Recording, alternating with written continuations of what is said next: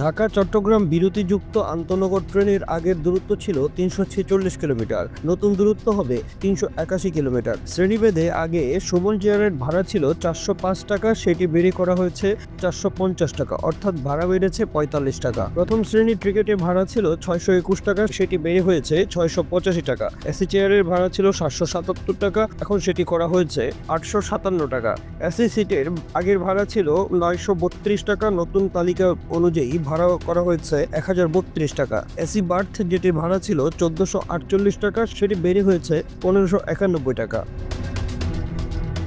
Dhaka Chittagong Dhaka nonstop ট্রেনের আগের দূরত্ব ছিল ৩৪৬ কিলোমিটার, নতুন দূরত্ব ৩৮১ কিলোমিটার। এই রোডের ট্রেনে সুমন চেয়ারে আগের ভাড়া ছিল ৪৫০ টাকা, বেড়ে হয়েছে ৪৯৫ টাকা। এসি চেয়ার ৮৫৫ টাকা থেকে বেড়ে ৯০০, এসি সিট ১০২৫ টাকা থেকে বেড়ে ১১৩৩ টাকা হয়েছে।